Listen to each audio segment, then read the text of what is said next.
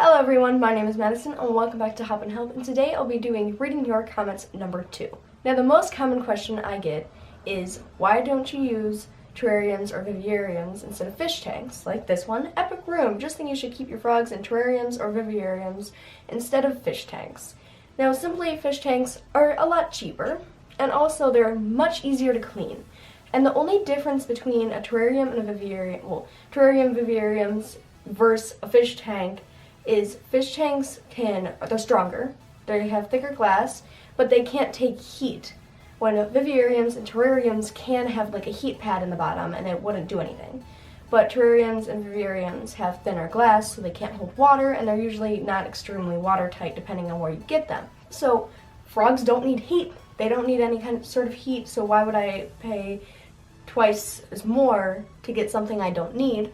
And I know they have the nice backgrounds, and I'm working on getting all my tanks to be like a vivarium and using like natural plants, but using a water bowl, like I have dog water bowls, is much easier to clean and keeps disease down. And recently we just had a bad case of fruit fly larvae, so that's why all the tanks are pretty simple at the moment, because I had to get rid of plants because they were everywhere. We brought in our usual 2,000 crickets, but in that box there was a ton of fruit flies, and when we, of course, were feeding, we just got so many fruit flies everywhere, and there was larvae, and we needed to take care of it because they were slowly eating the flesh away of the frogs. So that was kind of a problem. I would love to have a terrarium, but with the amount of frogs I have, it's easier to use fish tanks because they're easier to clean. If I need to use them as water tanks, I can, because I have African clawed frogs, and the 40-gallon breeder I have for the red bellies has like 4 inches of water in it, and it's just easier. Now another common question I get, and probably some of the reason for concern that I'm not using terrariums and vivariums, is do the frogs equate air circulation in these fish tanks? And yes, they do. I use screen lids, and even some of the tanks I have, like the 5 gallons, they're actually reptile lids, like they have the snake lock on them. I just use the screen lids, and if I do have like the aquatic lid, we use like the push-out things in the back. We take those out and put screen in, so they're still getting air circulation. And in some of those tanks, I have a temperature and humidity gauge on the edge of the tank, so I can see if it's getting too humid, so they're still getting the same air circulation. So another one, why don't you use terrariums or vivariums instead of fish tanks to house your frogs?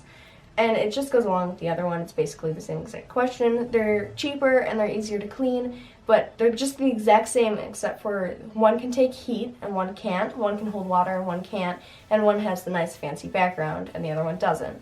So really it's more on style and heat, and I don't care about style. I care about the frogs being healthy and having a good environment to live in, and I don't need heat. They're frogs. I don't need heat. So if I was to get like some sort of gecko that it needed heat, I would get a terrarium because they need that. But the frogs don't need that, so I'm not going to spend extra on the tank. I'd rather spend extra on when I'm feeding them, the quality of calcium powder I give them, something like that. I'd rather spend more money on that and more time cleaning and that they're healthy than what the look of it is. Where do you buy your frogs from? I get most of my frogs from local reptile fairs, and I'm sure there's one near you, unless you live somewhere that there isn't any people who like reptiles, but I get them from local reptile fairs. I actually get my white stray frogs from Petco because they seem to always be super healthy at least the Petco near me.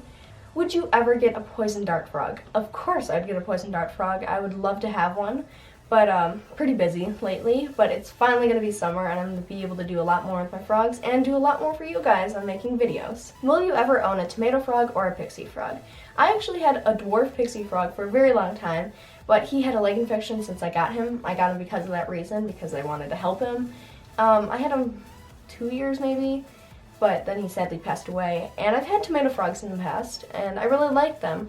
And I actually have some open tanks, and I'll be going to the reptile fair on Sunday, so I'd probably get one. I might. They're really cool. They're really cute, and I don't know, I just enjoy seeing the tomato frogs, like when they sit there and their pudge rolls over, and same with the pixie frogs. Do you plan on getting more frogs, and what's your parents' opinion on you owning frogs? Also, if you put this in your answering questions video, my Instagram is that, so go follow her. She seems pretty awesome. And of course, I want to get more frogs. I love frogs, and I really want to focus on rescue this summer. rather than just getting more exotic frogs. There's another actually, an Instagram page I would like to promote. It's amphibian with an E though at the end. And it's a great page because it kind of inspired me to do some rescues. They got permission from their city to be able to lift the sewer drain, like the sewer lids, and catch frogs or mice or snakes or whatever else got caught, because a lot of animals will fall in or just somehow get in the sewer drain and they have no way out other than to drown, basically. And I'd like to get permission from my city to do this. And I wouldn't keep them, of course, but I just like to do more rescues, and of course some might be injured from inside, some might be bloated because they swallowed too much water or been sitting in the water too long. So I'd like to do more of that, more rescue. And of course I'd like to help frogs that are hurt in some way or something like that. And my parents' opinion on frogs as well. My mom likes the white tree frogs. She doesn't like the smell they are because they stink. They like to crap and they're really, really messy. And my dad loves them. So they don't hate them. My mom doesn't like the smell because for some reason she can smell everything and she knows when something's off. So I've got great parents who let me have all these crazy animals. The fat toads are my favorites. And yes, my favorite are fat toads too. When I was younger, of course, I was like, oh, I love bullfrogs, I love tree frogs.